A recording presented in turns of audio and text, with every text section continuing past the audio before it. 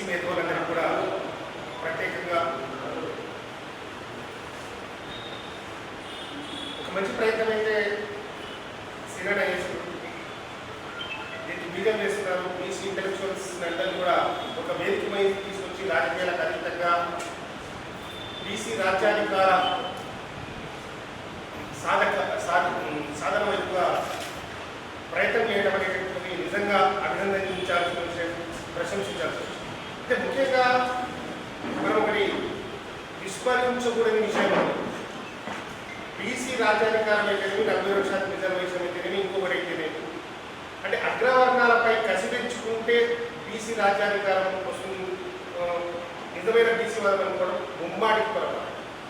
ఎందుకంటే చరిత్రలో మనం చూసుకుంటే కనుక రావి నారాయణ రెడ్డి లాంటి వాళ్ళు, కుంచలపల్లి సుందరయ్య లాంటి వాళ్ళు, ఎంతోమంది భీమిరెడ్డి నరసింహారెడ్డి లాంటి వాళ్ళు, భీమిరెడ్డి లాంటి వాళ్ళు తెలంగాణ సాయుధ రైతాంగ పోరాటంలో తెలంగాణ శ్రామిక జీవుల పక్షాన పోరాటం చేసింది కూడా అగ్రవర్ణాలు అని మనం ఎప్పుడు కూడా విస్మరించకూడనేటువంటి విషయం.